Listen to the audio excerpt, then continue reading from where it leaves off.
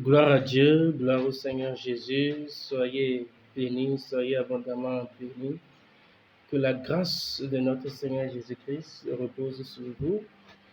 Et nous continuons dans notre enseignement les mystères sur le parler en langue. Et nous vous prions d'être attentifs à ce que nous allons dire ce soir. Et d'ici peu, nous allons terminer avec cet enseignement. Et que le Seigneur vous bénisse abondamment. Je vous l'avais déclaré, nous aurons à faire des lives de guérison et de délivrance pour tous ceux qui seront connectés et vous expérimenterez la puissance de Dieu. Notre Dieu est vivant, il est assis sur son trône, il n'a jamais bougé, il est là, il est le Tout-Puissant, il est le Seigneur des Seigneurs, il est le Roi des Rois. Il est possible de réussir avec Dieu, avec Jésus. Il est possible de connaître un plein succès avec Jésus. Il est possible d'être riche avec Jésus. Il est possible de marquer son existence avec Jésus-Christ. C'est pour cela que je vous encourage, vous tous qui avez reçu Jésus dans votre vie, vous tous qui connaissez le Seigneur, qui l'avez reçu comme Seigneur et Sauveur, je vous encourage à rester ferme dans votre décision et dans votre volonté de le servir, quoi qu'en soit ce qui se passe là. Vous avez vu, lorsque Jésus était dans la barque avec ses disciples, malgré sa présence, les vents soufflaient. La mer s'est soulevée, les vents soufflaient. Et dans le but de faire chavirer la barque, mais parce que Jésus était là, parce que le Seigneur était là, parce que le Sauveur était là. Il s'est levé, il a menacé le vent et la tempête et il y eut un calme absolu. Alléluia. Tant que Jésus est dans la barque de ta vie, cette barque ne va jamais chavirer. Tant que Jésus-Christ demeure le Seigneur et le Sauveur de ta vie, et la barque de ta vie ne chavirera jamais. Alléluia, ça ne chavirera jamais. Donc aujourd'hui, nous continuons dans les mystères du parler en langue, et nous allons voir des choses de très intéressantes. Aujourd'hui, je vous avais expliqué, excusez, dans les audios passés, et que l'homme est constitué d'un esprit, d'une âme et d'un corps. Nous sommes esprit, âme et corps. Alléluia. Et à cause du péché de l'homme a renversé cette disposition de Dieu, de sorte que l'homme est devenu corps, âme, esprit.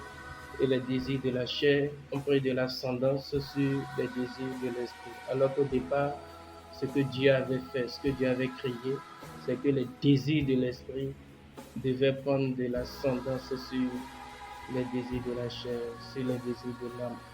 De sorte que et la chair et l'âme doivent être conduits par l'esprit. Alléluia, doivent être conduits par l'esprit. Et l'homme aura un corps, mais il sera esprit, comme Dieu est esprit. Alléluia. Donc aujourd'hui, nous allons parler en langue qui nous renforce spirituellement, qui fortifie notre esprit. La parole déclare dans 2 Corinthiens 5, verset 17, « Si je suis en Christ, je suis une nouvelle créature. Les choses anciennes sont passées et toutes choses sont devenues nouvelles. » Alléluia. Et c'est ça qui montre notre nouvelle naissance. Ça s'est passé dans notre esprit. De sorte qu'en esprit, nous sommes encore enfants, nous sommes encore des bébés nous sommes encore un bébé qui a besoin d'être enseigné, c'est pour cela qu'on nous appelle à la méditation de la parole, on nous appelle à la prière, on nous appelle à l'obéissance, tout cela pour pouvoir grandir dans notre esprit, parce que notre esprit a besoin de grandir, a besoin de devenir mature. Alléluia. Aussi longtemps qu'il restera un bébé, Il ne pourra pas avoir de l'ascendance sur les désirs de la chair, sur les désirs de l'âme. Alléluia. Il ne pourra pas avoir de l'ascendance sur les désirs de la chair, sur les désirs de l'âme, pour que la première disposition de Dieu soit rétablie. Donc, il faut que l'esprit puisse grandir et atteigne un stade mature en Jésus-Christ. Et il y a beaucoup de choses qui font grandir l'esprit. D'abord, la méditation de la parole. Lorsque nous méditons la parole de Dieu, et la parole entre en nous. La parole, en réalité, c'est la nourriture de l'esprit, de notre esprit régénéré en Christ. Donc, nous sommes appelés à méditer la parole de Dieu au jour le jour, à lire la parole de Dieu, à méditer la parole de Dieu, à la lire et à la comprendre. La Bible, ce n'est pas un roman, c'est un livre saint, c'est un livre puissant. Donc, nous sommes appelés à méditer la parole de Dieu au jour le jour.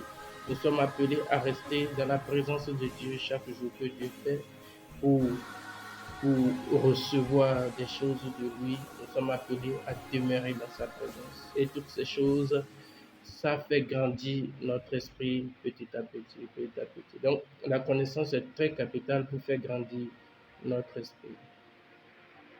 Et l'un des autres moyens très facile pour celui qui a été revêtu de la puissance d'en haut, revêtu du Saint-Esprit avec le don signe. L'une des possibilités de faire grandir son esprit, c'est de parler en langue. Alléluia, c'est de parler en langue. Et quel avantage il y a dans le fait que notre esprit grandisse? Lorsque notre esprit grandit, ça nous confère la foi, une certaine foi qu'on n'avait pas. Alléluia, ça nous confère la foi, une certaine foi qu'on n'avait pas. Je suppose que face à une situation donnée, tu n'as pas assez de foi, tu ne sais pas comment ça va se passer, tu pries, mais tu ne crois pas dans ton cœur en tant que tel que cette situation peut passer, cette situation peut être résolue. Lorsque tu commences pas à grandir dans ton esprit, ça confère à ton esprit la foi, de sorte que le doute dans lequel tu étais, dans la résolution de ce problème, le doute qui animait ton esprit, ce doute commence à passer et la foi commence à naître. Donc, grandir dans son esprit nous accorde la foi. Celui qui parle beaucoup en langue, celui qui parle beaucoup en langue et qui s'exerce à le faire, il grandit dans son esprit. Paul l'a dit, ça nous édifie, l'édification spirituelle, de parler en langue. Et le fait de grandir dans son esprit, ça augmente notre foi. Notre foi face aux difficultés de la vie, face aux problèmes que nous traversons, ça augmente notre foi. Et nous avons la foi que Dieu va le faire. Notez bien, il est écrit dans Hébreux 11, verset 6, sans la foi, il est impossible de plaire à Dieu. Alléluia. Il faut que ce que nous demandons à Dieu puisse être accompagné de notre foi pour que nous puissions le recevoir. Et la foi vient du fait que nous avons grandi en esprit. Nous sommes en train de nous exercer dans notre esprit. Alléluia. Et de parler en langue, c'est un don signe qui fait grandir notre foi, qui fait grandir notre foi. La foi aux choses spirituelles, la foi au miracle de Dieu, la foi de voir cette situation être décantée, la foi, ça augmente notre foi. Alléluia. Première chose, ça augmente notre foi. Deuxième chose, ça augmente notre autorité spirituelle. Ça augmente notre autorité spirituelle. Ce que vous devez savoir, c'est qu'en Jésus, nous ne sommes pas tous les mêmes choses. Nous tous, nous croyons en Jésus, mais nous ne sommes pas tous les mêmes choses. Il y a des gens qui ont plus d'autorité que d'autres. Il y en a qui ont moins d'autorité spirituelle que d'autres. Et vous allez les remarquer, surtout dans les services de délivrance. Vous pouvez voir des gens entourer quelqu'un qui est possédé, en train de dire, feu du Saint-Esprit, sors au nom de Jésus, sors au nom de Jésus, sors au nom de Jésus. et le démon ne sort pas, au contraire, il se moque de vous. Mais quelqu'un d'autre vient, dès que le démon le voit, il commence par fuir partout dans la salle. Alléluia. Il commence par fuir partout dans la salle. Et quand cette personne ordonne au nom puissant de Jésus, sort de cette personne, il sort et il libère la vie de cette personne. C'est une question d'autorité spirituelle. Notez bien, nous ne sommes même pas encore entrés dans le 9 dont parle 1 Corinthiens 12. Mais nous sommes en train de voir l'exercice de l'esprit par le parler en langue qui fait grandir notre esprit et produire en nous la foi. La foi et en deuxième position, produit en nous, augmente notre autorité spirituelle.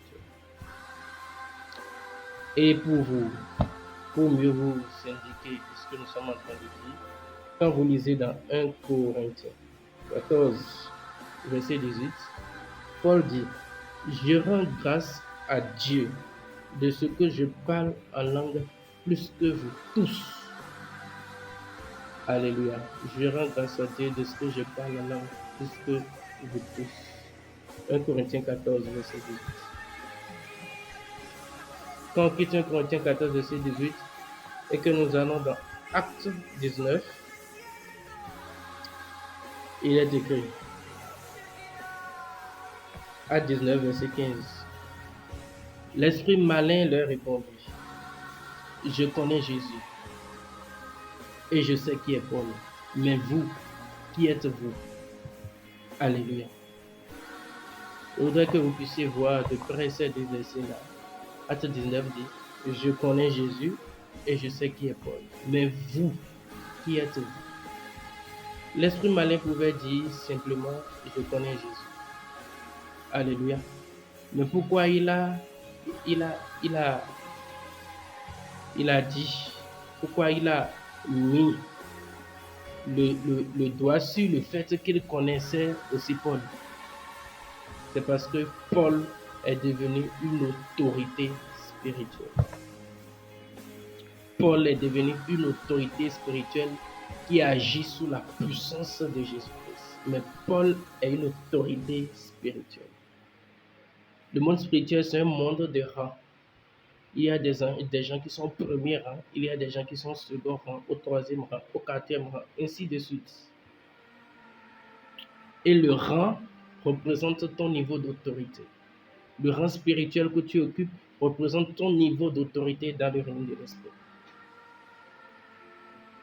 Maintenant, pour que l'esprit malin puisse dire je connais Paul, ça veut dire que Paul occupe un rang supérieur dans le règne de l'esprit. Mais il opère quand même sous la puissance de Jésus-Christ, sous la puissance du Saint-Esprit. Mais Paul est devenu une autorité spirituelle. C'est pourquoi l'esprit malin la reconnaît. Alléluia. Mais qu'est-ce qui a pu conférer cette autorité à Paul? Comment est-ce que Paul est devenu une autorité dans le règne de l'esprit? Une si forte autorité jusqu'à ce que les démons le connaissent, le reconnaissent. Jusqu'à ce que l'esprit malin reconnaît Jésus. Et à côté de Jésus, il reconnaît Paul. C'est le verset que nous avons lu précédemment. Je rends grâce à Dieu de ce que je parle en langue plus que vous tous. Alléluia. Est-ce que quelqu'un me comprend?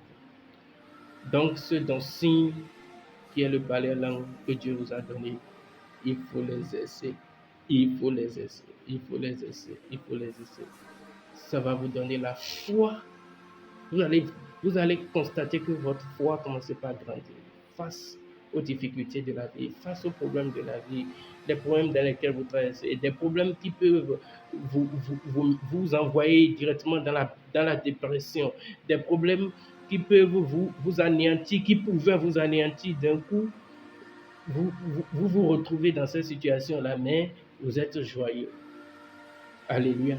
Mais vous êtes encore sur les deux pieds.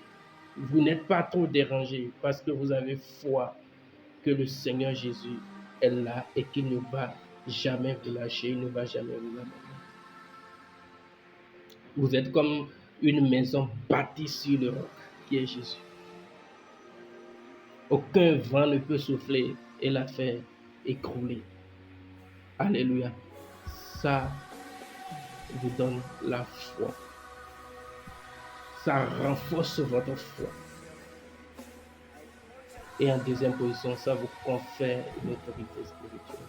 Vous augmentez en rang spirituel. Vous augmentez en rang spirituel. Tu peux avoir le don de révélation sans avoir l'autorité spirituelle. Alléluia. Tu vois les esprits, l'esprit qui agit. Tu vois l'esprit qui tourmente la personne. Mais tu ne peux pas le chasser. Parce que pour le chasser, il faut être une autorité dans le règne de l'esprit. Les démons connaissent qui est qui. Ils connaissent Jésus, mais ils connaissent aussi Paul. Je prie que dans le règne de l'esprit, on te connaisse au nom de Jésus. Je prie qu'à partir de ce jour où tu as écouté ce message, dans le règne de l'esprit, que les démons te connaissent et qu'ils te craignent au nom puissant de Jésus-Christ de Nazareth. Alors je t'encourage à évoluer dans ton don, à t'exercer encore plus dans ton don, signe dans le don, signe que Dieu t'a donné, et tu verras ta foi croître, tu verras ton autorité spirituelle augmenter, et tu pourras démontrer Christ n'importe où tu seras. Soyez infiniment bénis. Le temps ne nous permet pas pour vous rendre quelques témoignages que nous avons, mais soyez bénis. Que la grâce de Dieu soit avec vous. Partagez et abonnez-vous pour suivre les enseignements qui restent. Que le Seigneur vous bénisse. Amen.